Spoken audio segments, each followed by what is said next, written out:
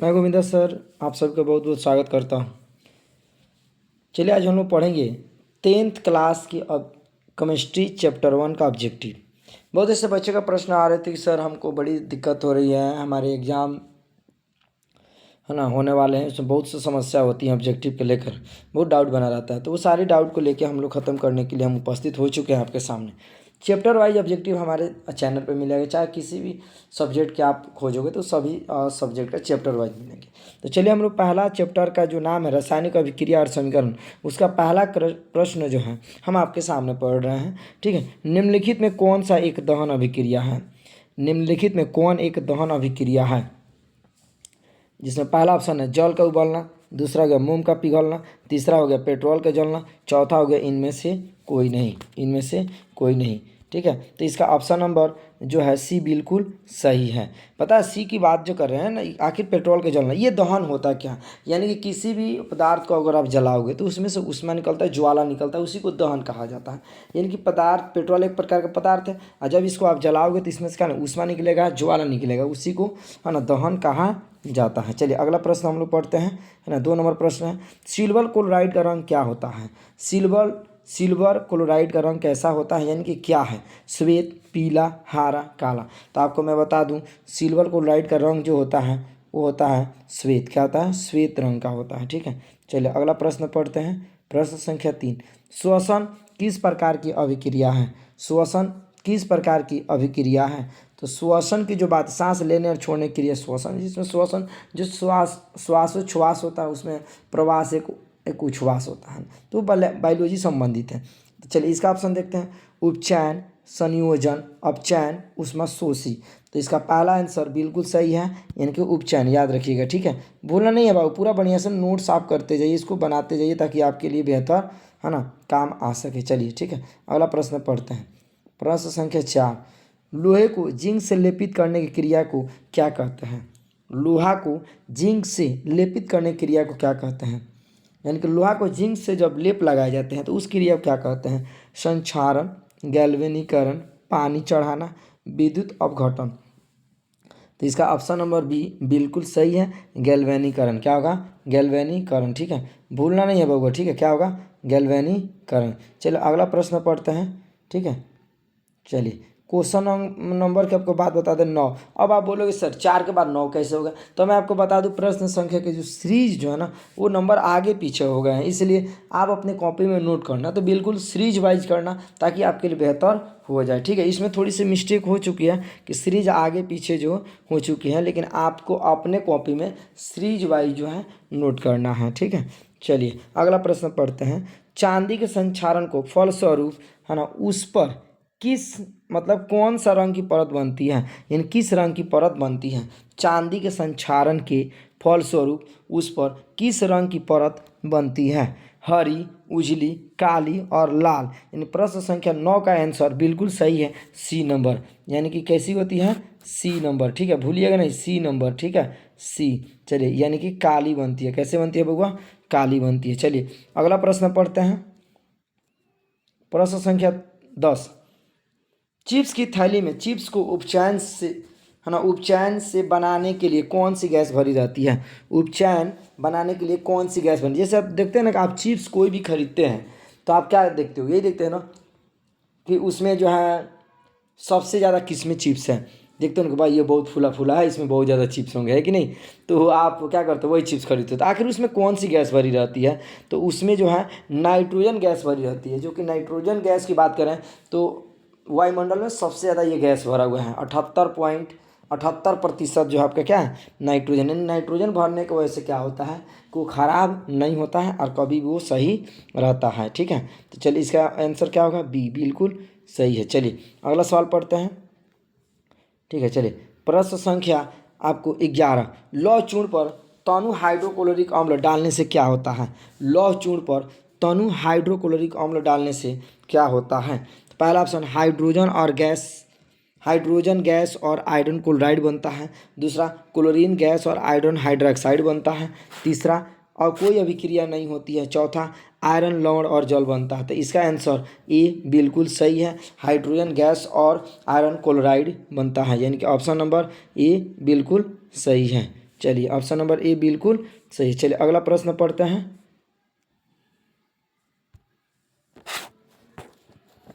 चलिए अगला प्रश्न पढ़ते हैं। ठीक है, ये प्रश्न संख्या आपका 11 हो गया। चलिए 12 तो 12 से पहले क्या आ गया 16 आ गया, यानी कि फिर क्या आ गया सीरीज जो आपके आगे पीछे हो चुके हैं, इसीलिए आपको ज़्यादा चिंता करने की जरूरत नहीं है। सीरीज आगे पीछे हो गया तो आप अपना सही करके लिख सकते हैं, सीरीज अपने अनुसार आप लिख सकते हैं। ठीक है, दूध से दही बनना कैसा परिवर्तन है?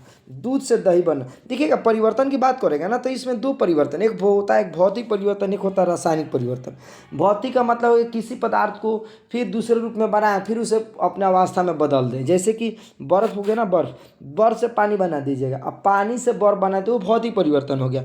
लेकिन इसमें सवाल कह रहा है कि दूध से दही बना, तो आप सोचो कि दूध से दही बनाने की बात होगी तो दूध से तो दही बना दीजिएगा, लेकिन दही से दूध बनेगा नहीं बनेगा। इसका मतलब क्या, वो रासायनिक परिवर्तन हो गया, यानी कि इसका ऑप्शन नंबर बी बिल्कुल सही है। याद रखिएगा, भौतिक का मतलब होता है कि उसको फिर से हम दूसरे रूप में बनाए फिर से उसको पहले रूप आकार दे दें। ठीक है, अब रासायनिक का होता है कि आप एक बार जो बना दिए उसको दोबारा आप उस रूप में नहीं बना सकते हैं। तो दूध से दही बन जाएगा लेकिन दही से दूध नहीं बनेगा, तो इसका ऑप्शन नंबर बिल्कुल क्या है, बी बिल्कुल सही है। चलिए अगला प्रश्न पढ़ते हैं। 17 नंबर प्रश्न, रासायनिक अभिक्रिया में भाग लेने वाले पदार्थ को क्या कहते हैं? देखिए रासायनिक अभिक्रिया में भाग लेने वाले पदार्थ की जो बात करते हैं, एक होता है प्रतिफल, एक होता है अभिकारक। ठीक है, कभी भी अभिकारक जो होता है ना बाएं भाग में होता है, प्रतिफल किधर होता है, दाएं भाग में होता है। तो अभिकारक ही कोई पदार्थ होगा तभी तो हमारा प्रतिफल प्राप्त होगा ना, तो इसका ऑप्शन नंबर क्या होगा, यानी कि इसमें ऑप्शन दिया है प्रतिफल, पहला दूसरा अभिक्रिया, तीसरा अभिकारक, चौथा इनमें से सभी, तो आंसर क्या होगा, अभिकारक होगा, यानी 17 का क्या होगा, सी बिल्कुल सही है। ठीक है, सी क्या है, बिल्कुल सही है, भूलिएगा नहीं, पहले बता दे रहे हैं बउआ, यानी कि अभिकारक। चलिए अगला प्रश्न पढ़ते हैं। प्रश्न संख्या 18, जस्ता तथा तनु हाइड्रोक्लोरिक अम्ल की अभिक्रिया के फलस्वरूप निम्न में से कौन सा गैस बनता है? जस्ता तथा तनु हाइड्रोक्लोरिक अम्ल की निम्न में से कौन से है ना गैस बनता है, कौन सा गैस बनता है, याद रखिएगा। तो पहला ऑप्शन हो गया CO2 यानी कार्बन डाइऑक्साइड, दूसरा N2 नाइट्रोजन, दूसरा तीसरा हाइड्रोजन और चौथा SO2, यानी कौन सा गैस बनता है, तो याद रखिएगा जस्ता तथा तनु हाइड्रोक्लोरिक अम्ल अभिक्रिया के फलस्वरूप इसमें जो है आपका H2 गैस बनता है। क्या बनता है, ऑप्शन नंबर सी बिल्कुल सही है। ठीक है, ऑप्शन नंबर सी क्या है, बिल्कुल सही है। ठीक है, चलिए यानी कि हाइड्रोजन क्या होता है, याद रखिएगा हाइड्रोजन। ठीक है, चलिए सी सेलेक्टेड नहीं हुआ, चलिए हाँ ये सी हाइड्रोजन। ठीक है, चलिए अगला प्रश्न पढ़ते हैं। प्रश्न संख्या 19, साग सब्जियों को विघटित होकर कंपोस्ट बनाना किस अभिक्रिया का उदाहरण है? साग सब्जी जो होती है ना उसको विघटित करके कंपोस्ट बनाना, यानी कंपोस्ट के मतलब है ना खाद्य रूप में बनाने, किस अभिक्रिया को कहा जाता है? ठीक है, 19 नंबर सवाल जो है उसका ऑप्शन है पहला ऊष्मा शोषी, दूसरा हो गया ऊष्मा क्षेपी, चौथा हो गया उभयगामी, तीसरा हो गया उभयगामी और चौथा हो गया प्रतिस्थापन। तो क्या आंसर होगा, ऊष्मा क्षेपी, यानी ऑप्शन नंबर बी बिल्कुल सही है। ठीक है, ऑप्शन नंबर बी क्या है, बिल्कुल सही है। चलिए ऑप्शन नंबर बी ऊष्मा शोषी होता है। ठीक है, चलिए अगला प्रश्न पढ़ते हैं। प्रश्न संख्या 20, ठीक है, प्रश्न संख्या 20 की जो बात कर रहे हैं। ठीक है, यानी Fe2O2 प्लस 2Al अल्मोनियम, उसके बाद से तीर Al2 है ना O3 प्लस 2Fe की दी गई अभिक्रिया किस प्रकार की अभिक्रिया है, किस प्रकार की अभिक्रिया है? तो संयोजन अभिक्रिया है या द्विविस्थापन अभिक्रिया है या वियोजन अभिक्रिया है या विस्थापन अभिक्रिया है? तो इसका ऑप्शन आंसर क्या होगा, बिल्कुल है ना डी जो है बिल्कुल सही होगा। क्या होगा, याद रखिएगा, यानी कि विस्थापन अभिक्रिया। चलिए हम लोग पढ़ते हैं, फिर नेक्स्ट प्रश्न को तरफ बढ़ते हैं। चलिए प्रश्न संख्या 21 है ना 21, निम्नलिखित अभिक्रिया में अपघटन की अभिक्रिया कौन है? निम्नलिखित अभिक्रिया में अपघटन की अभिक्रिया कौन है? तो पहला ऑप्शन है NaOH प्लस HCl तीर NaCl प्लस H2O, दूसरा होगा NH4CNO तीर H2NCONH2, तीसरा हो गया 2KClO3 तीर 2KCl प्लस 3O2 और चौथा हो गया H2 प्लस I2 तीर 2HI, यानी कि 21 नंबर का आंसर बिल्कुल सही जवाब है सी। क्या होगा? सी। ठीक है, याद रखिएगा। चलिए बढ़ते हैं फिर अगला प्रश्न की ओर। चलिए, निम्न में कौन सा सही है? कौन क्या है? बिल्कुल सही है। पहला ऑप्शन हो गया Na2CO3 इंटू 5H2O। दूसरा Na2CO3 प्लस 10H2O। तीसरा Na2CO3 इंटू 7H2O।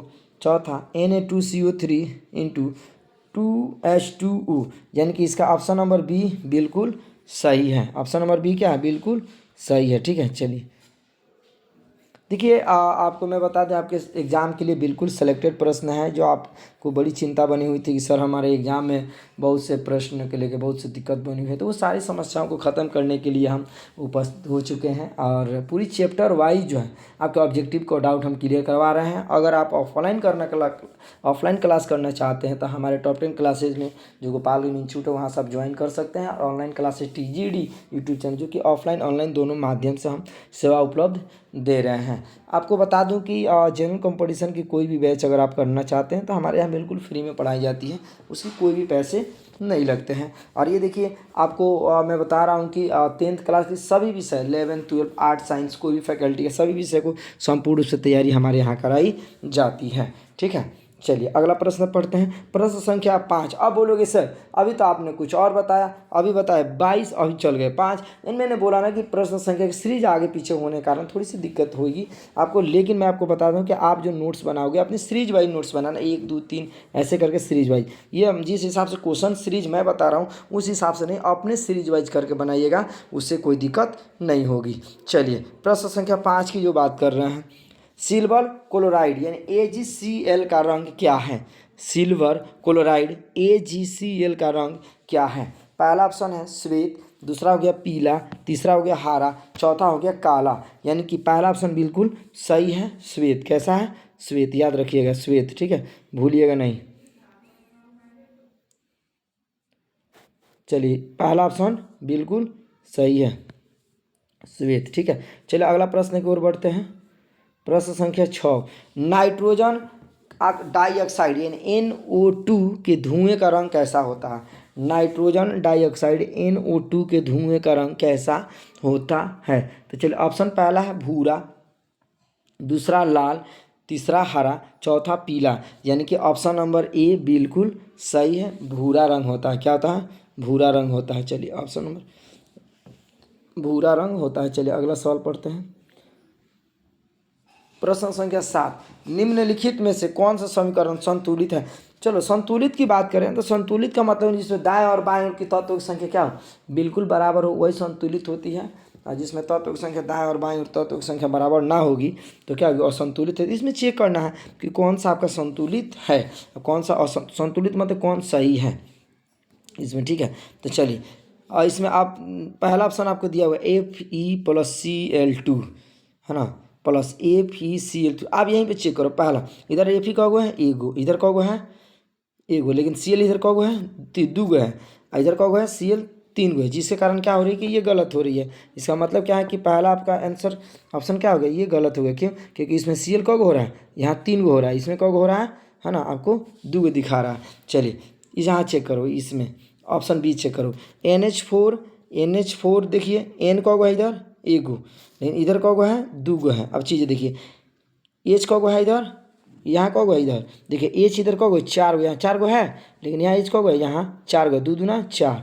लेकिन N और N इधर कौगो हो गया? 2 गो हो गया। देखो हो गया यहाँ N और N, तो N 2 गो, N2 2 गो हो गया। वो इधर कौगो है? 2 गो है जी। वो कौगो है? बिल्कुल 2 गो। यानी कि ऑप्शन नंबर बी बिल्कुल सही है। समझ रहा है? याद रहे संतुलित का मतलब दाएं और बाएं ओर की तत्वों की संख्या क्या हो? बिल्कुल बराबर हो। चलो अगला प्रश्न पढ़ते, प्रश्न संख्या 8। शरीर में भोजन का पाचन किस प्रकार की अभिक्रिया है?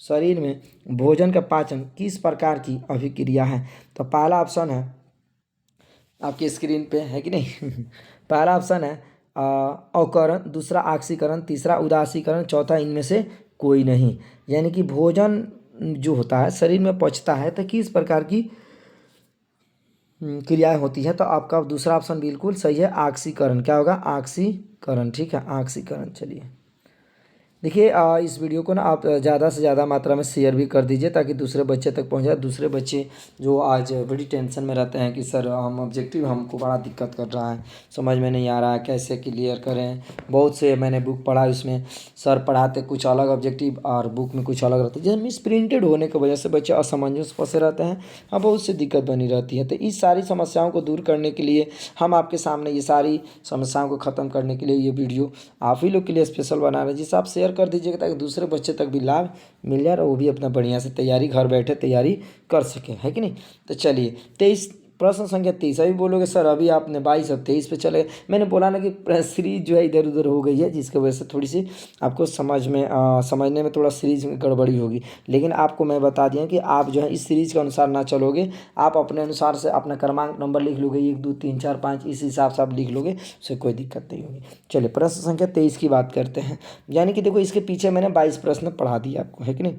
चलिए, निम्न में से कौन सा उत्पाद लेड नाइट्रेट गर्म करने पर प्राप्त होता है। निम्न से कौन सा उत्पाद लेड नाइट्रेट गर्म करने पर प्राप्त होता है, यानी कि कौन सा उत्पाद जो होता है लेड नाइट। तो पहला आपके सामने ऑप्शन है नाइट्रोजन O2, दूसरा हो गया NO2, तीसरा हो गया है ना NO2 और N2, और चौथा हो गया NO2 प्लस O2, यानी कि ऑप्शन नंबर सी बिल्कुल सही है। यानी कि निम्न से कौन सा उत्पाद लेड नाइट्रेट को गर्म करने में प्राप्त होता है, तो NO2 और N2, ठीक है। यानी कि ऑप्शन नंबर सी सही है, ठीक है, ऑप्शन नंबर सी सही है। चलिए ऑप्शन नंबर सी। चलिए अगला सवाल। नीचे दी गई अभिक्रिया में कौन सा कथन सही है। जो नीचे दी गई अभिक्रिया है इसमें कौन सी कथन क्या बिल्कुल सही है। तो चलिए अब पहला ऑप्शन है इसमें ऑप्शन क्या मतलब इसमें क्वेश्चन दिया हुआ है कि कौन सा कथन से 2Cu प्लस O2 तीर 2CuO, यानी कि पहला ऑप्शन हो गया आपका 24 नंबर सवाल जो है। पहला ऑप्शन हो गया कॉपर का ऑक्सीकरण, दूसरा कॉपर का अवकरण। देखिए ऐसा भी क्रिया भी देगा तो कभी भी याद रखिए, कभी अवकरण होता है, क्या होता है अवकरण होता है, ऑक्सीकरण नहीं होता है, ठीक है। हाँ इसके लिए क्या आप असमंजस में पड़े रहते हो, तो इस चीज़ को दिमाग से निकाल देना, कभी भी अवकरण होता है, ऑक्सीकरण नहीं होता है। चलिए अगला प्रश्न पढ़ते हैं। प्रश्न संख्या 25। इलेक्ट्रॉन का स्थानांतरण से बने यौगिक को क्या कहते हैं। इलेक्ट्रॉन का स्थानांतरण से बने यौगिक को क्या कहते हैं। यानी कि प्रश्न संख्या जो 25 है, स्वसंयोजी, दूसरा विद्युत संयोजी, तीसरा कार्बनिक और चौथा इनमें से कोई नहीं। तो इलेक्ट्रॉन को स्थानांतरण को विद्युत संयोजी कहते हैं। क्या कहते हैं विद्युत संयोजी। ऑप्शन नंबर बी बिल्कुल सही है। चलिए ठीक है अगला प्रश्न। प्रश्न संख्या 26। CuO प्लस H2 तीर Cu प्लस H2 किस प्रकार अभिक्रिया है। CuO प्लस H2 तीर Cu प्लस H2 किस प्रकार की अभिक्रिया है। तो पहला ऑप्शन उपचयन, दूसरा अपचयन, तीसरा उदासीनीकरण और चौथा रेडॉक्स, है ना। तो आपको मैं बता दूं 26 नंबर का बी बिल्कुल सही आंसर है। बी बिल्कुल क्या है सही आंसर है बी। चलिए बी अपचयन क्या होगा अपचयन, ठीक है। चलिए अगला प्रश्न पढ़ते हैं 27 नंबर प्रश्न। निम्नलिखित में कौन सा रेडॉक्स अभिक्रिया है। निम्नलिखित में कौन रेडॉक्स अभिक्रिया है ना। इसमें ऑप्शन दिया हुआ CaCO3 तीर CaO प्लस CO2, दूसरा ऑप्शन हो गया H2 प्लस Cl2 तीर 2HCl, तीसरा हो गया CaO प्लस 2HCl तीर CaCl2 प्लस H2, है ना। यानी कि इस प्रकार जो है प्रश्न की जो बात कर रहा है कि आखिर इसमें कौन सी अभिक्रिया हो रही है, ठीक है। 1 मिनट थोड़ा सा रोटेशन इसका हो गया कि प्रश्न खोजते हैं। प्रश्न संख्या 1 मिनट।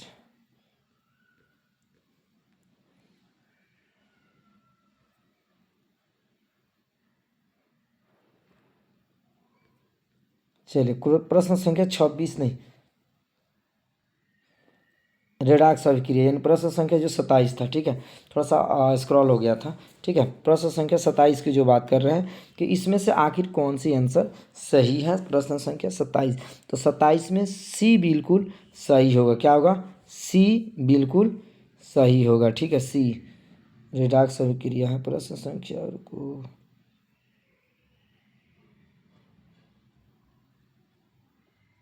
स्थानांतरण CH2 अपचयन इसका, हाँ इसका क्या होगा, सी बिल्कुल सही है। 27 का आंसर सी बिल्कुल सही, याद रखिएगा सी 27 का। ठीक है, इसमें थोड़ा सा स्क्रॉल हो गया था आगे पीछे, जिसकी वजह से थोड़ी सी दिक्कत हो गई। खैर कोई बात नहीं, चलिए अगला 28 नंबर प्रश्न हम पढ़ते हैं आपके सामने। ठीक है, निम्नलिखित में कौन सा एक अपघटन अभिक्रिया का उदाहरण नहीं है? निम्नलिखित में निम्नलिखित में से कौन एक अपघटन अभिक्रिया का उदाहरण नहीं है? जिसका पहला ऑप्शन है CaCO3 plus CaO plus CO2, है ना। दूसरा ऑप्शन हो गया 2KClO3 plus 2KCl plus 3O2। दूसरा हो गया H2 प्लस Cl2, है ना। और 2HCl।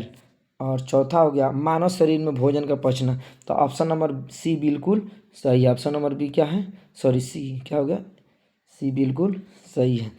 H2 प्लस Cl2, यानी देखो यहाँ पर देखो एच का हुआ है, उदाहरण नहीं है। एच का हुआ है, बताओ एच का हुआ यहाँ पर होगा दूगो है, यहाँ एच का हुआ है दूगो, यहाँ Cl का हुआ है दूगो, H का हुआ है दूगो। देख रहे हैं गुणा है 2HCl, तो ये दूगो गुणा होगा ना तो सबका हो जाता है एक बराबर, यानी कि सी बिल्कुल सही है। चलिए अगला सवाल, 29 नंबर सवाल, अवक्षेपण अभिक्रिया से किस प्रकार का लवण प्राप्त होता है?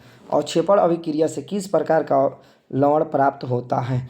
29 नंबर प्रश्न है ना। तो चलिए पहला विलय, अविलय, ए और बी दोनों, चौथा इनमें से कोई नहीं। तो याद रखिएगा, आपको मैं बता दे रहा हूँ कि अवक्षेपण अभिक्रिया से कभी भी अविलय ही प्राप्त होता है।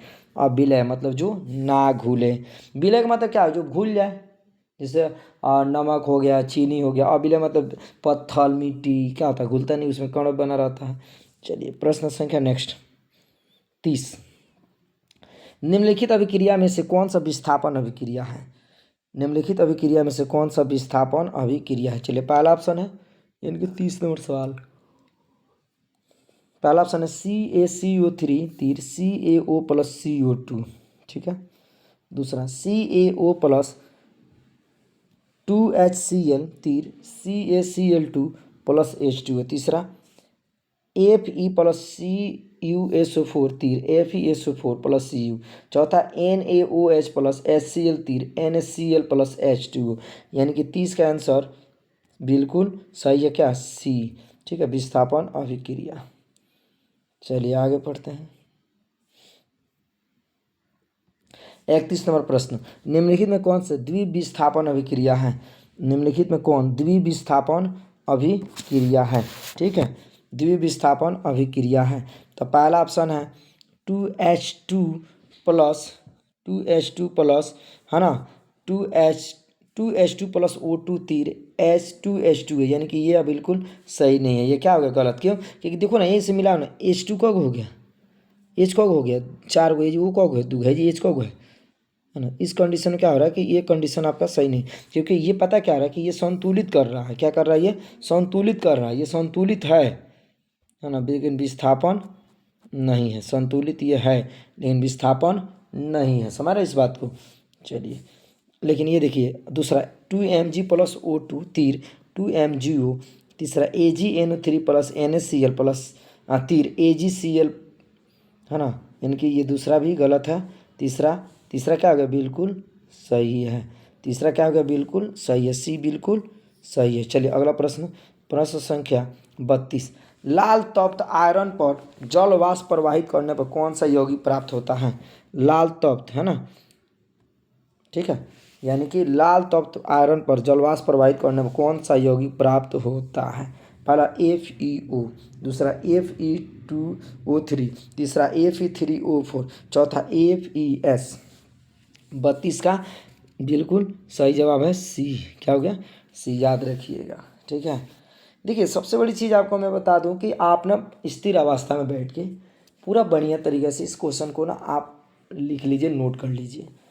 और याद कर लीजिए। आपकी देखिए आपके एग्जाम के लिए काफ़ी फायदा, क्योंकि ये बिल्कुल चैप्टर वाइज जो आपको पढ़ाएंगे, चाहे किसी भी कोई भी सब्जेक्ट, अगर 10th क्लास के हैं आप तो 10th क्लास के सभी सब्जेक्ट के चैप्टर वाइज ऑब्जेक्टिव क्लियर कर। देखिए बच्चे ना सब्जेक्टिव क्लियर कर लेते हैं, ठीक है, सब्जेक्टिव क्लियर हो जाता है, लेकिन ऑब्जेक्टिव जो होता है ना वो क्लियर नहीं हो पाती है, क्योंकि अक्सर देखिएगा याद कर लेगा ऑब्जेक्टिव के समय कहता है यार सर नहीं समझ में आ रही है, आपने कुछ अलग बताया था, अब किताब में हम देख रहे कुछ मिस प्रिंटेड होने की वजह से बड़ी ज़्यादा गलतियाँ होती हैं, जिससे बच्चे काफ़ी डाउटफुल में रहता है। वो सारे डाउट को ख़त्म करने के लिए हम अपने चैनल के माध्यम से आप सबके सामने जो ये पेश कर रहा हूँ, ताकि आपके फ़ायदे हो सकें, बढ़िया तरीके से तैयारी हो जाए, बढ़िया से बढ़िया अग्रेस आप प्राप्त कर सको, नंबर प्राप्त कर सको, आपके जीवन में काफ़ी ज़्यादा बदलाव आए, है ना, हम यही चाहते हैं बस। ठीक है, चलिए अगला प्रश्न, प्रश्न संख्या 33, है ना 33, निम्नलिखित में से कौन सा समीकरण असंतुलित है।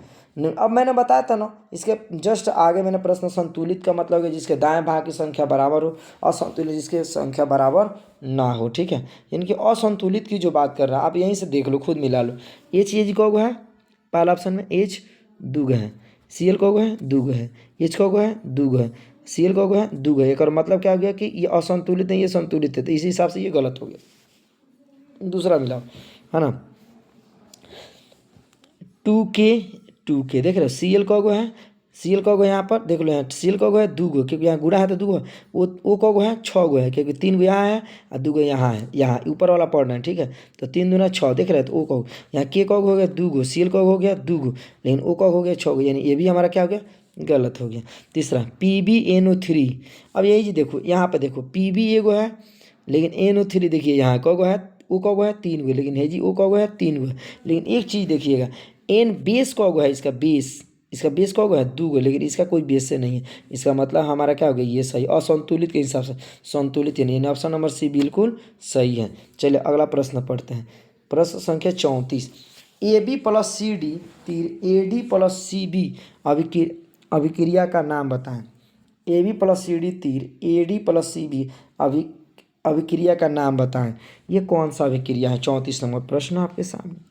पहला ऑप्शन है संयोजन, क्या है, पहला संयोजन, दूसरा वियोजन, यानी कि पहला ऑप्शन क्या हो गया संयोजन, यानी कि पहला ऑप्शन बिल्कुल गलत है, दूसरा क्या हो गया वियोजन, ये भी क्या हो गया गलत है, तो तीसरा चौथा इनमें से कोई नहीं, यानी क्या होगा, यही आपका आंसर होगा सी नंबर, उभय विस्थापन, क्या होगा उभय विस्थापन।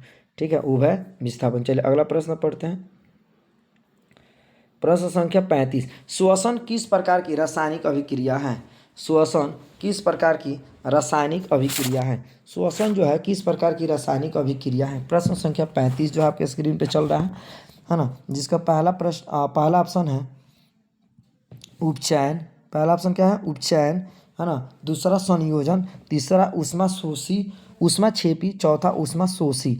यानी कि देखिए 35 नंबर सवाल है ना, उपचयन नहीं होगा, श्वसन बिल्कुल गलत हो गया, संयोजन नहीं होगा, तो क्या होगा ऊष्मा छेपी, इसके पीछे ही जस्ट मैंने क्वेश्चन को तो क्लियर कराया था, ठीक है नहीं, यानी ऑप्शन नंबर सी बिल्कुल सही है। ठीक है, ऑप्शन नंबर सी क्या बिल्कुल सही। चलिए अगला प्रश्न पढ़ते हैं, कोई जल्दबाजी नहीं है, आराम से पढ़िए, कोई दिक्कत नहीं है, जल्दी पढ़ना नहीं है, पूरा बढ़िया से पढ़ना है, ताकि इसका टेस्ट भी देना है कि नहीं।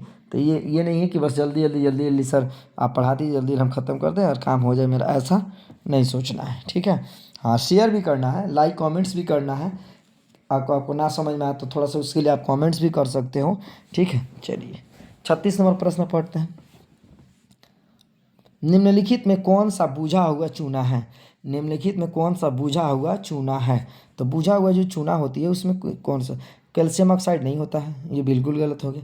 CaCO3 ये भी नहीं होता है। कैल्शियम होता है क्या, नहीं होता है, ये तो कभी नहीं होता। तो CaOH2 हाँ बिल्कुल सही है, यानी कि बी नंबर बिल्कुल सही है। याद रखिए एग्जाम में बहुत ज़्यादा पूछता है कि बुझा हुआ चूना का रासायनिक नाम बता दीजिए, तो आपको बताना पड़ेगा बउआ, है ना, आपको नंबर मिलेंगे। ठीक है, चलिए अगला प्रश्न, प्रश्न संख्या 12। अब बोले सर 36 से 12 आ गए, ये क्या आप पढ़ा रहे हैं। आपको मैं बोला ना कि बहुत से प्रश्न क्रमांक थोड़ा आगे पीछे हो गए, तो उसके लिए आपको नहीं ज़्यादा सोचना है, आप अपने अनुसार से लिख सकते हैं सीरीज वाइज करके। ठीक है, चलिए प्रश्न संख्या 12 की बात कर रहे हैं, निम्नलिखित में समीकरण H2 प्लस Cl2 तीर 2HCl क्या है ना, यानी कि ये क्या है। पहला ऑप्शन अपघटन अभिक्रिया, दूसरा संयोजन अभिक्रिया, तीसरा द्विविस्थापन अभिक्रिया, चौथा है ना एक विस्थापन अभिक्रिया। तो याद रखिएगा H2 प्लस L2 2H2, ये तो सबसे बड़ी चीज़ एक संतुलन हो गया। और संतुलन की बात करोगे तो एक संयोजन अभिक्रिया कहा जाता है। ऑप्शन नंबर बी बिल्कुल सही, ऑप्शन नंबर बी बिल्कुल सही है। चलिए अगला प्रश्न पढ़ते हैं। 13 नंबर, CuO+H2 तीर Cu+H2 किस प्रकार की अभिक्रिया है? 13 नंबर प्रश्न, ठीक है, किस प्रकार की अभिक्रिया है? तो चलिए पहला ऑप्शन है उपचयन, दूसरा अपचयन, पहला उपचयन, दूसरा है ना अपचयन। इनकी पहला क्या होगा? बिल्कुल गलत हो गया, है ना। पहला उपचयन, दूसरा उदासीनकरण, तीसरा रेडॉक्स, है कि नहीं? पहला ऑप्शन पढ़ ले उसके बाद पढ़ा है कि नहीं? तो 13 का क्या होगा? बी बिल्कुल सही है, अपचयन, ठीक है। चलिए अगला प्रश्न, प्रश्न संख्या 14, निम्नलिखित में कौन सा समीकरण संतुलित है? कौन समीकरण? अभी मैंने बताया था ना इसके पीछे कि संतुलित वाला जो होता है ना, जिसमें दाएं बाएं ओर की तत्वों की संख्या क्या होती है? बिल्कुल बराबर होती है, तो संतुलित के रूप में माना जाता है, ठीक है। तो इसमें मिलाओ, आप खुद से और मिला लो ना कि कौन सा सही होंगे, है कि नहीं।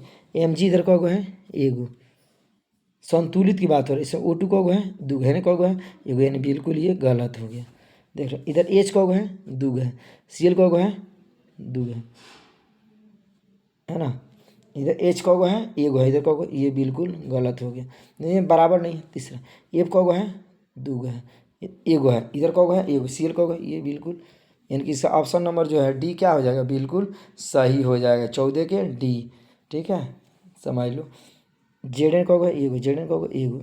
SO4 एगो। H2 देख रहे हो, बिल्कुल सही।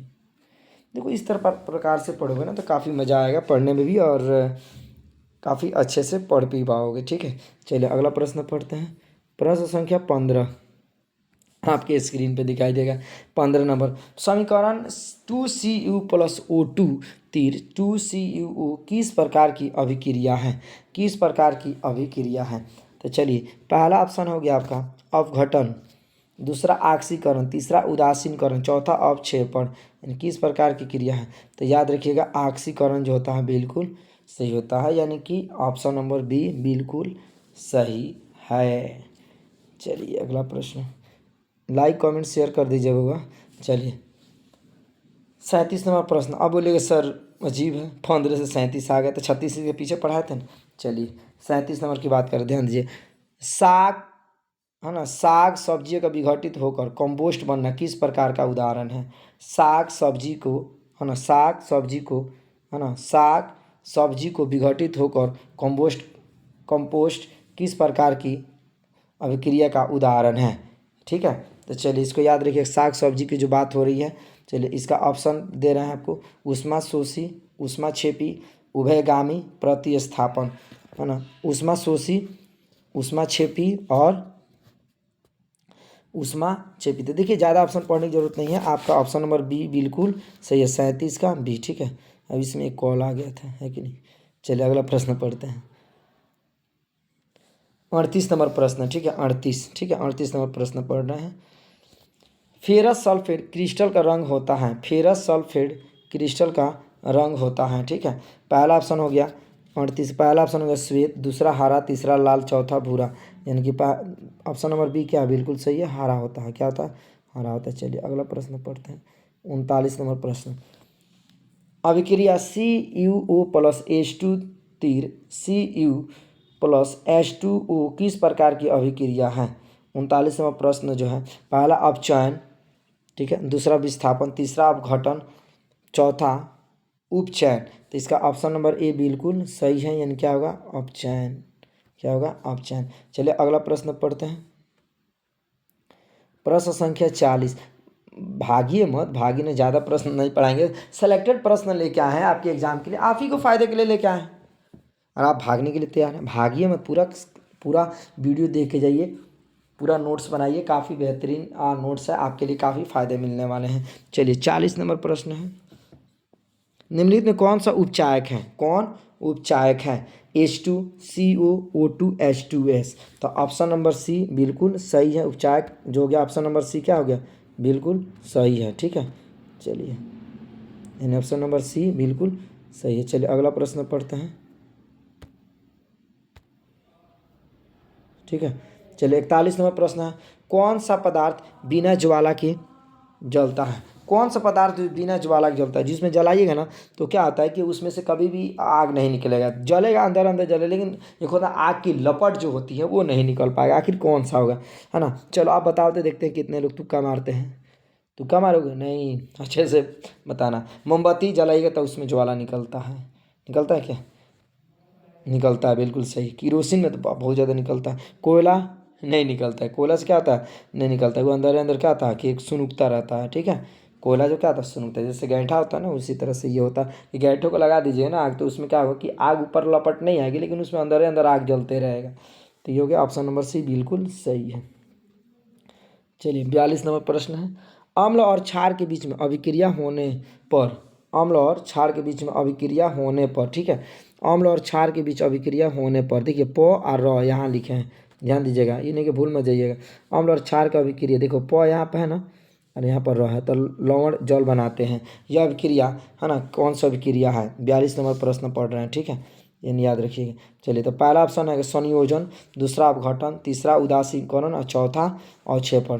तो मैं आपको बता दूं इसका ऑप्शन नंबर सी बिल्कुल सही है। क्या होगा? ऑप्शन नंबर सी, बिल्कुल उदासीनीकरण। चलिए अगला प्रश्न पढ़ते हैं, ठीक है। चलिए 43 नंबर प्रश्न, 43, रासायनिक अभिक्रिया को व्यक्त किस, है ना, किया जाता है, व्यक्त किया जाता है। रासायनिक अभिक्रिया को व्यक्त किया जाता है मतलब किसके द्वारा व्यक्त किया जाता है रासायनिक अभिक्रिया को? तो चलिए पहला ऑप्शन आपका हो गया है ना, 43 नंबर की बात करना है। पहला संकेत के रूप में, दूसरा अणुसूत्र के रूप में, चौथा समीकरण के रूप में, तीसरा समीकरण के रूप में, चौथा सरल सूत्र के रूप में।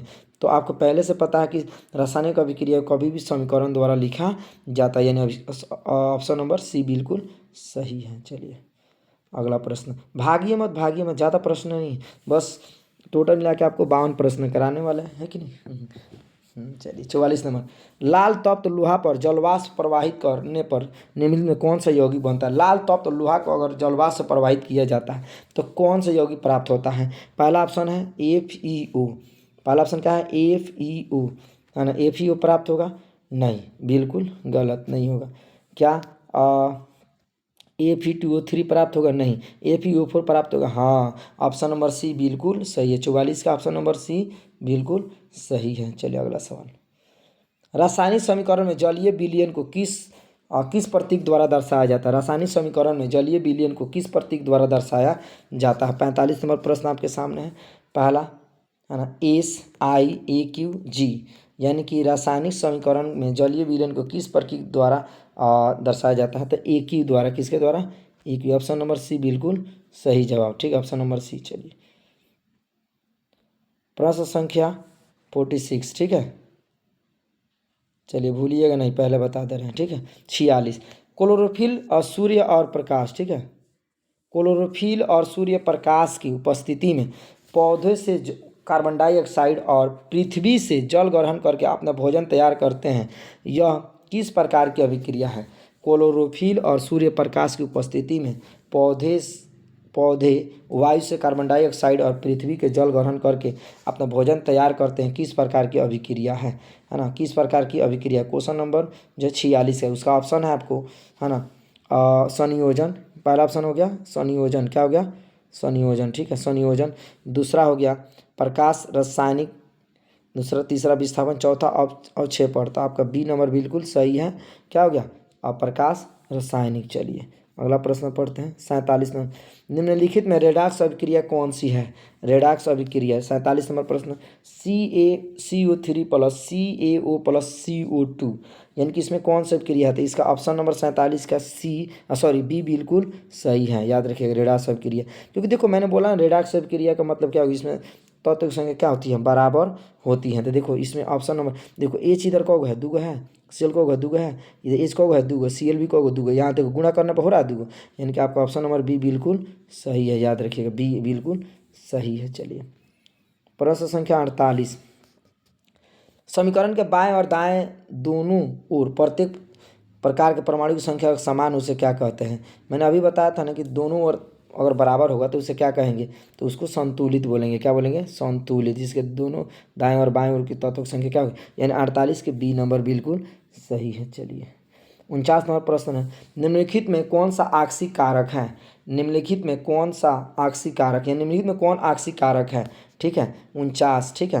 तो चलिए ध्यान दीजिएगा, पहला ऑप्शन है H2, दूसरा CO, तीसरा H2S और चौथा हो गया O2, यानी कि कौन ऑक्सीकारक है, ऑक्सीजन यानी कि O2। ऑप्शन नंबर डी बिल्कुल सही है।